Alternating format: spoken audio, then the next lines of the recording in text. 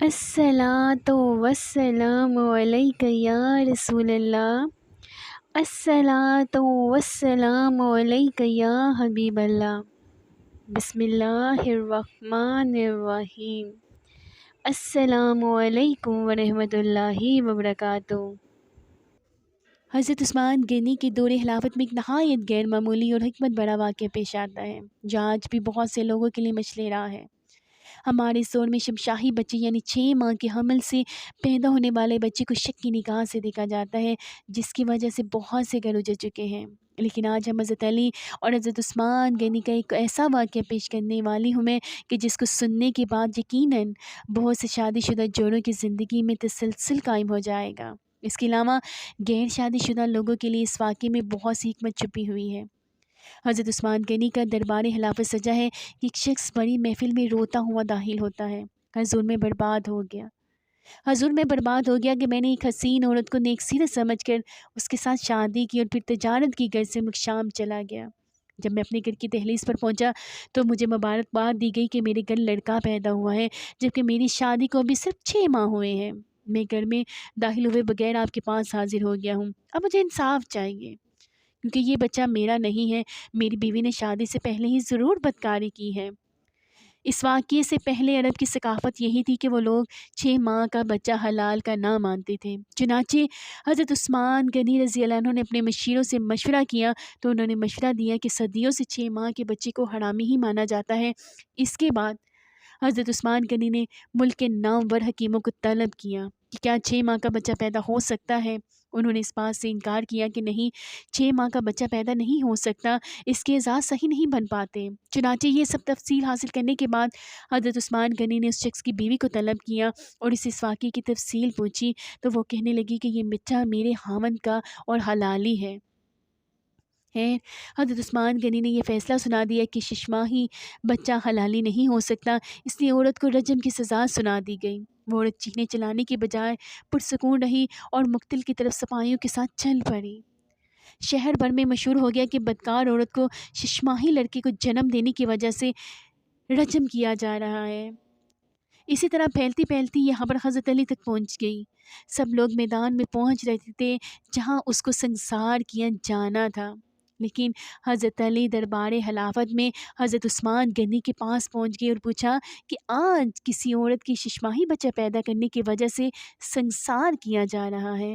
حضرت عثمان غنی کہنے لگے جی پورا حساب لگا لیا گیا ہے اور طبیبوں سے بھی مشورہ کیا گیا ہے، اور عرب کا رواج بھی یہی ہے کہ 6 ماہ کا بچہ پیدا نہیں ہو سکتا۔ ضرور اس عورت نے شادی سے پہلے ہی بدکاری کر لی تھی، جس کی وجہ سے اس کو آج سنسار کر دیا جائے گا، اور سپاہی اس کو میرے حکم سے لے گئے ہیں۔ حضرت علی کہنے لگے کہ اے عثمان، 6 ماہ کا بچہ تو قرآن میں ثابت ہے۔ حضرت عثمان غنی نے پوچھے کہ وہ کیسے؟ آپ نے پوچھا کہ وہ کیسے؟ حضرت علی رضی اللہ عنہ کہنے لگے کیا سورہ بقرہ کی آیت نمبر 233 میں حمل اور دودھ پلانے کی مدت 30 ماہ مقرر نہیں کی گئی؟ حضرت عثمان غنی کہنے لگے بالکل کی گئی ہے۔ پھر حضرت علی کہنے لگے کہ کیا سورۃ الاحقاف کی آیت نمبر 15 سے 24 ماہ دودھ پلانے کی عمر مقرر نہیں کی گئی؟ حضرت عثمان غنی کہنے لگے کہ بالکل کی گئی ہے۔ تو حضرت علی فرمانے لگے کہ حمل اور دودھ پلانے کے 30 ماہ میں سے دودھ پلانے کے 24 ماہ نکال دیں تو حمل کے صرف 6 ماہ بچتے ہیں۔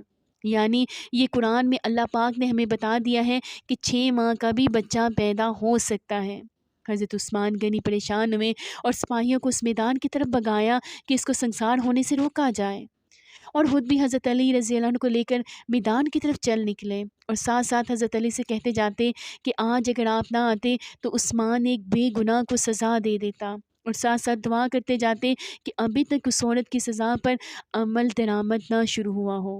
ایسا ہی ہوا جب حضرت عثمان غنی اور حضرت علی رضی اللہ عنہ میدان میں پہنچے تو دیکھا کہ سپاہیوں نے اس عورت کو زمین کے اندر گاڑا ہوا ہے، سر باہر ہے، اور اس کی بہن اسے آخری ملاقات کے لیے آئی ہوئی ہے اور رو رہی ہے زاروں قطار۔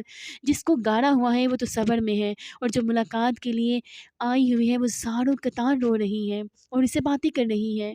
حضرت عثمان غنی رضی اللہ عنہ نے رجم کو روکنے کا حکم دے دیا ہے، اور اس وقت اس نے اپنی روتی ہوئی بہن سے یہ بات کہی ہے میری بہن تم مت رو، اور نہ تو غم کر، خلیفہ کے حکم پہ مجھے رجم تو کیا جا رہا ہے، لیکن میں اس اللہ کی قسم کھاتی ہوں زنا تو بڑی دور کی بات ہے، مجھے کبھی کسی غیر محرم نے چھوا تک نہیں ہے۔ اس عورت کو اسی وقت سپاہیوں نے نکال لیا اور حضرت عثمان رضی اللہ تعالیٰ عنہ نے اس کو اپنے دفتر میں بلایا، اس کے بیٹے کو پیش کیا گیا۔ روایت کے اندر یہ الفاظ بھی موجود ہیں کہ جس طرح پرندوں کے 2 انڈے اگر مکس کر دیے جائے تو پتہ نہیں نہ چلتا کہ کون سا انڈا کون سا ہے، دونوں میں کیا فرق ہے، اسی طرح اس بچے کی شکل و صورت شباہت بالکل اس کے والد کے اوپر تھی، اور والد نے ابھی تک دیکھا نہیں تھا۔ والد نے بھی جب بچے کو دیکھا اور کہا اللہ کی قسم یہ تو میرا ہی بیٹا ہے۔ اس واقعے کے بعد سے عرب میں 6 ماہ کے بچے کو قبول کیا جانے لگا۔